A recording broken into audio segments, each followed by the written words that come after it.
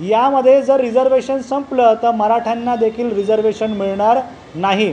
आणि आम्ही जरांगे पाटलांना आज मी या क्षणाला सांगू देखील इच्छितो की जरांगे पाटील जे रिझर्वेशन मागत आहेत मराठ्यांकरिता, पण डीम्ड युनिव्हर्सिटी ज्या DY पाटीलच्या आहेत तो देखील एक मराठा आहे आणि या DY पाटीलकडे जवळपास 800 जागा आहेत आणि या 800 जागामध्ये तो रिझर्वेशन संपवत आहे। कुठे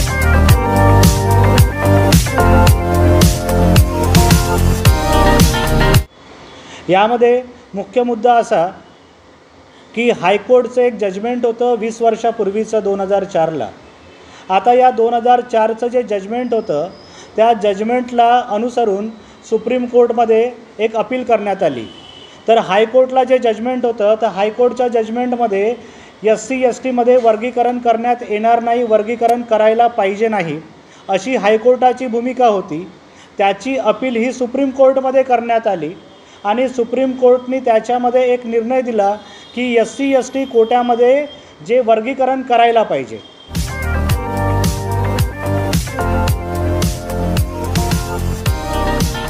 बेसिकली जर आपण बघितलं तर हा देश जाती व्यवस्थेने पीडित हा देश आहे। या देशामध्ये 6000च्या पेक्षा जास्त जाती आहेत।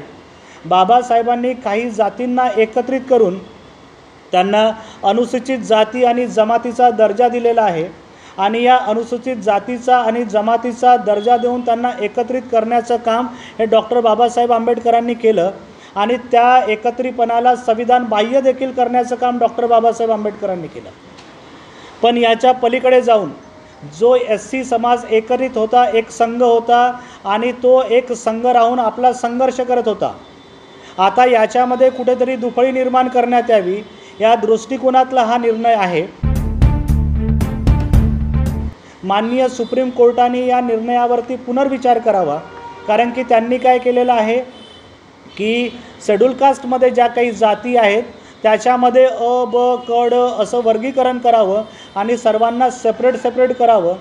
याच्यामध्ये होणार काय आहे की याच्यामध्ये राज्यांना पूर्ण ऑथॉरिटी मिळेल। राज्य काय करू शकतील की राज्य याचा उपयोग करून ज्या जातींना त्यांना डावलायचं आहे त्यांना डावलतील स्वतःच्या राजकीय हेतूपुढे आणि काही जातींना डावलतील आणि काही जातींना फायदा झाला पाहिजे, त्यांची होडबँक त्यांना मिळाली पाहिजे म्हणून त्या जातींना मोठ्या प्रमाणात रिझर्वेशन देण्याचं काम करतील। दुसरं असं देखील होईल की ज्या जातींना रिझर्वेशन देईल त्या जातींमध्ये पुरेसे उमेदवार उपलब्ध राहणार नाही।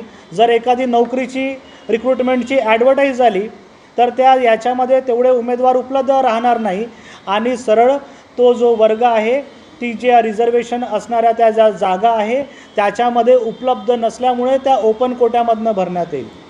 अशा पद्धतीने हा अन्याय अत्याचार भविष्यामध्ये होणार आहे। म्हणून आजची आमची ही जी प्रेस कॉन्फरन्स आहे मुख्यतः की यावरती जी संसद आहे संसदेने यावरती निर्णय घ्यावा, त्वरित त्यांनी संसदेने यावरती निर्णय घेऊन एक सत्र बोलवावं आणि सत्र बोलवून याच्यामध्ये विपक्ष दल जे काँग्रेस आहे आणि काँग्रेसच्या समर्थित असणारं जे इंडिया अलायन्स आहे किंवा NDAचं जे सरकार आहे या दोनही सरकारनी, या दोनही विपक्ष दल आणि सरकारी पक्षांनी या दोघांनाही एक सत्र बोलवावं आणि सत्र बोलवून एक अमेंडमेंट पारित करावं की याला SC ST रिझर्वेशनला 9व्या सूचीमध्ये आणण्याचं काम करावं। जर SC STचं रिझर्वेशन हे 9व्या सूचीमध्ये आलं तर याच्यामध्ये चेंजेस होऊ शकणार नाही आणि ती सुप्रीम कोर्टाच्या ऑथॉरिटीच्या बाहेर चाललं जाईल, कारण की 9व्या सूचीमध्ये आल्याच्यानंतर कोणत्याही प्रकारचं चेंजेस केल्या जाणार नाही। तर अशा पद्धतीचं आमचं आज निवेदन आहे। आणि दुसरा विषय असाच आहे याच्यामध्ये की आदरणीय बहनकुमारी मायावतीजी यांनी हा मुद्दा मोठ्या प्रमाणात घेतलेला आहे आणि त्यांनी सूचना देखील दिलेल्या आहेत की लवकरात लवकर याच्यावरती पुनर्विचार व्हावा, अन्यथा आम्ही देशभरामध्ये आंदोलन करू। तरी आपणास एक सांगू इच्छितो की सर्व ज्या आंबेडकरी संघटना आहे, बहुजन समाजातल्या संघटना आहे, त्यांचं 21 तारखेला भारत बंदचं जे आहे भारत बंदचं एक जाहीर झालेलं आहे आणि या भूमिकेला आम्ही पुढे जात आहे। बामसेफच्या माध्यमातून भारत बंद केला जाईल। बहुजन स्टुडंट फेडरेशनच्या माध्यमातून भारत बंद केला जाईल, कारण की आम्हाला कुठेतरी सुप्रीम कोर्टाने जे घेतलेला निर्णय आहे तो मागे घेण्यात यावा, किंवा संसदेने लवकरात लवकर त्याच्यावरती सत्र आयोजित करून या SC ST रिझर्वेशनला 9व्या सूचीमध्ये घेण्याचं काम करावं, ही आमची प्रमुख याच्या मागे मागणी आहे.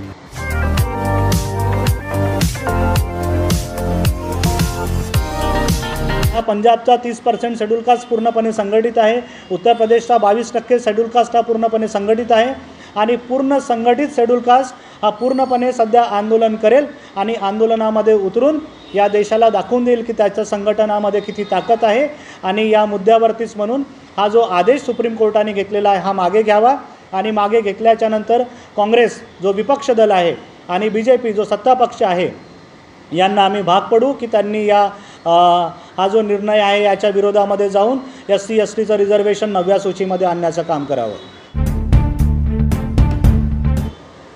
तर या रिझर्वेशन्समध्ये आतापासूनच घालणं सुरू झालेलं आहे. अर्थातच रिझर्वेशन कमी करण्याचा पूर्णपणे प्रयत्न सुरू झालेला आहे.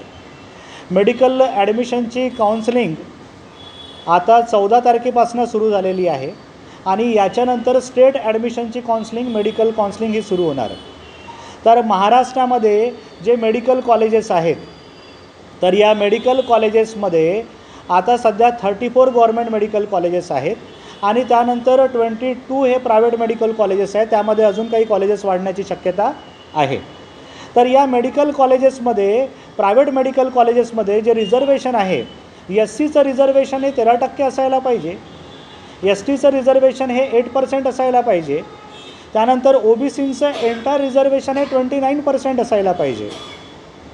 पण आपणास सांगू इच्छितो की या रिझर्वेशनमध्ये मोठा प्रॉब्लेम आलेला आहे. आता या रिझर्वेशनमध्ये SCचं रिझर्वेशन हे 6.6% करण्यात आलं, STचं रिझर्वेशन हे 3.3% करण्यात आलं आणि OBCचं जे रिझर्वेशन 19% असायला पाहिजे NT VJ NT वगळता, तर ते रिझर्वेशन 9% करण्यात आलं. तर आम्ही याची देखील मागणी करत आहे, कारण की गरिबीतनं हे मुलं पुढे येतात आणि कुठेतरी त्यांना रिझर्वेशनचा बेनिफिट मिळतो आणि त्या रिझर्वेशनच्या बेनिफिटमुळे त्यांना त्याचा फायदा देखील होतो. तर अनेक जे विद्यार्थी आहेत ते वंचित राहू शकतात मेडिकल ॲडमिशन्सपासून. दुसरा मुद्दा असा की महाराष्ट्रामध्ये 2300 जागा अशा आहेत की त्या 2300 जागावरती ज्याला डीम्ड युनिव्हर्सिटीचा दर्जा दिला आणि डीम्ड युनिव्हर्सिटीचा दर्जा देऊन त्याच्यामध्ये रिझर्वेशन संपवण्याचं पूर्ण कारस्थान झालेलं आहे. तर प्रायव्हेट कॉलेजमध्ये देखील रिझर्वेशन संपवण्यात येत आहे आणि डीम्ड युनिव्हर्सिटी बनवून देखील रिझर्वेशन संपवण्याचं कारस्थान करण्यात येत आहे. तरी आमची 21 तारखेला ही देखील एक मागणी राहणार आहे की मेडिकल कॉलेजेसमध्ये पूर्वतः रिझर्वेशन सुरू करण्यात यावं, कारण की आम्ही मराठा आंदोलक जे आहे त्यांना देखील आम्ही सूचना देतो या माध्यमातून की ते ज्या आंदोलनाला बसलेले आहेत की त्यांना वाटत आहे की OBCचं रिझर्वेशन त्यांना मिळावं, आम्ही त्याचं समर्थन करतो, सर्वांना रिझर्वेशन मिळावं. कारण की कांशीरामजी साहेब म्हणायचे की जिसकी जितनी संख्या भारी उसकी उतनी भागीदारी, हम इसका समर्थन करते हैं. पण यामध्ये जर रिझर्वेशन संपलं तर मराठ्यांना देखील रिझर्वेशन मिळणार नाही. आणि आम्ही जरांगे पाटलांना आज मी या क्षणाला सांगू देखील इच्छितो की जरांगे पाटील जे रिझर्वेशन मागत आहेत मराठ्यांकरिता, पण डीम्ड युनिव्हर्सिटी ज्या DY पाटीलच्या आहेत तो देखील एक मराठा आहे आणि या DY पाटीलकडे जवळपास 800 जागा आहेत आणि या 800 जागामध्ये तो रिझर्वेशन संपवत आहे. कुठेतरी पैसेवाल्यांना त्या सीट्स MBBSच्या मिळणार आहे. मग तुम्ही कितीही रिझर्वेशनचा लढा लढला, कितीही तुम्ही वर्गीकरणाचा लढा लढला तर तुम्हाला रिझर्वेशन मिळणार नाही. आणि या रिझर्वेशनच्या भूमिकेला SC ST OBC सर्वच बहुजन समाजाला एकत्रित होऊन हा लढा लढावा लागेल आणि रिझर्वेशन जे संविधानिक रिझर्वेशन आहे ते वाचवावं लागेल.